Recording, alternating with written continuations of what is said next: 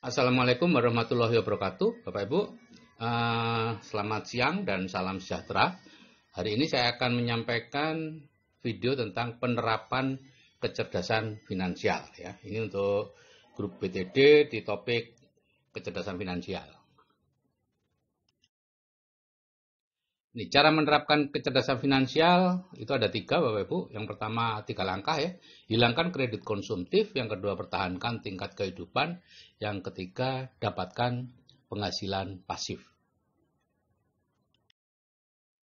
Ini hilangkan kredit konsumtif ya. Yang disebut kredit konsumtif adalah kredit yang digunakan untuk membeli barang-barang untuk dinikmati seperti rumah, mobil, televisi, motor, kulkas dan sebagainya. Ya, secara keuangan ini merupakan langkah yang salah ya, karena bunga kredit itu meskipun kecil tapi sangat membebani keuangan kita. Nah, yang kedua, secara harafiah kita sedang menggunakan barang-barang yang sebenarnya belum mampu kita beli.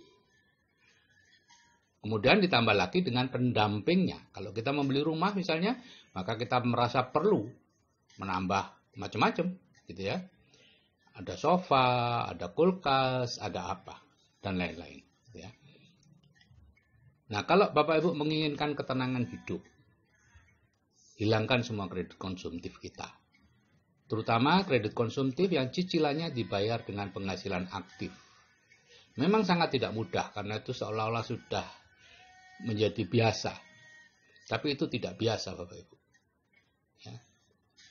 Dan memang membutuhkan tekad yang kuat. Jadi segera hilangkan kredit konsumtif Anda kalau Anda memang ingin memiliki kehidupan yang tenang, tidak dikejar-kejar hutang. Yang kedua, pertahankan tingkat kehidupan. Orang Tionghoa memiliki falsafah, jika kita mendapatkan 100, hanya 10 yang boleh dimakan. Sedang yang 90 digunakan untuk kepentingan masa depan. Nah, saya dulu tentu juga kaget Bapak Ibu, karena jangankan makan 10, menyisakan 10 saja sudah susah gitu ya. Nah, tapi ternyata memang ya itulah yang memang harus kita lakukan kalau kita ingin memiliki kehidupan yang baik di masa depan. Nah, ini cerita tentang Mbah Sugondo. Mbah Sugondo itu kakeknya istri saya, Bu Wati, ya, yang sebenarnya juga adiknya nenek saya. Jadi ada 4 bersaudara, nenek saya itu nomor 2, Mbah Sugondo itu nomor 4. Nah, Mbah Sugondo orang yang terkaya di desanya, di desa Kebonsari Kidul, Yosowilangun Kidul, Kabupaten Lumajang. Nah, saat saya SMA, saya masih ingat itu. Saya bertanya kepada beliau, kenapa beliau paling kaya dari 4 bersaudara? Ya. Nah, kemudian beliau menjawab, Bapak, berapapun tambahan penghasilan yang diperoleh, tidak digunakan untuk hidup, melainkan untuk dikembangkan lagi. Disewakan sawah, akhirnya bisa beli sawah, dan seterusnya. Sehingga pada akhir hayat beliau punya 12 hektar sawah, kurang lebih. Saat saya memulai perubahan, Bapak Ibu, atas anjuran mentor, saya menurunkan gaya hidup. Gitu ya. Sebagian besar mobil dijual, ya, sisakan 2. Tadinya ada 5 mobil. Kolam renang tidak diisi lagi, ya kebetulan memang anak-anak sudah agak besar. Dan kebun anggrek ya, di sepanjang tembok belakang rumah saya di Batu itu penuh dengan anggrek bulan. Tidak dirawat lagi. Ya. Dan kebiasaan rekreasi dengan keluarga besar, setiap tahun menyewa bus dan lain-lain di stop. Nah, itu sangat emosional. Karena orang akan menganggap kita sudah bangkrut, menurun, dan lain-lain. Ya.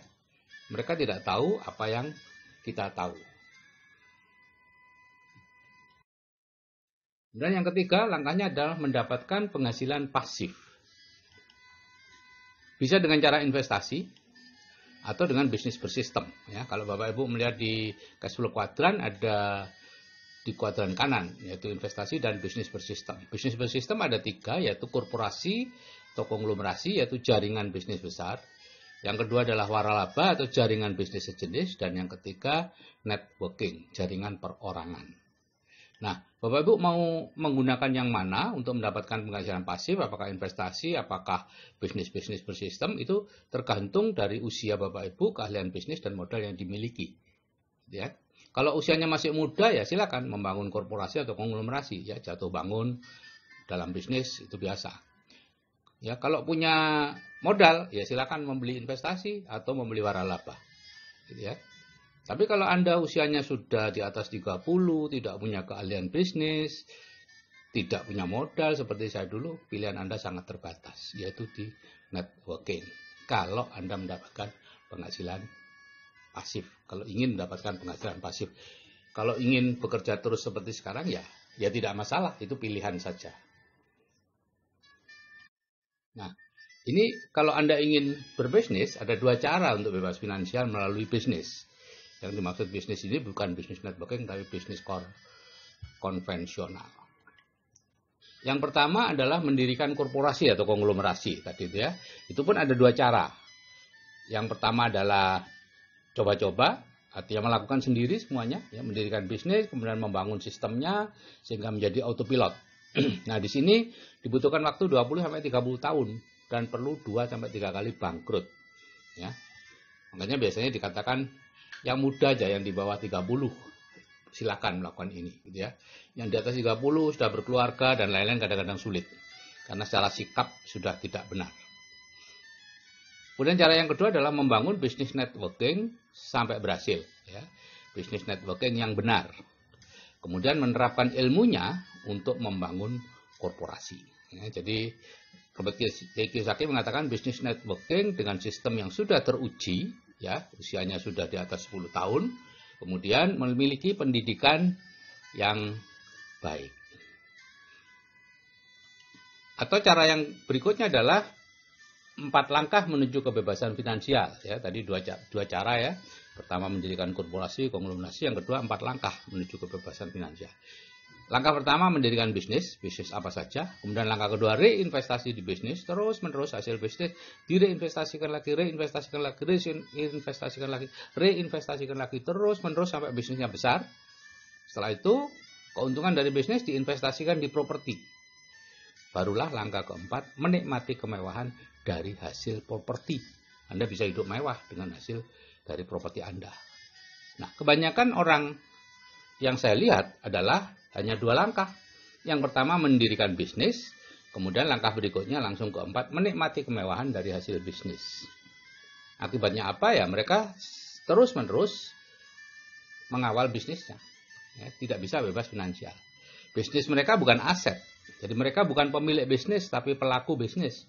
Bisnisnya bukan aset. Yang menjadi aset adalah diri mereka sendiri. Karena kalau diri mereka sudah berhenti melakukan kegiatan bisnisnya akan kolaps.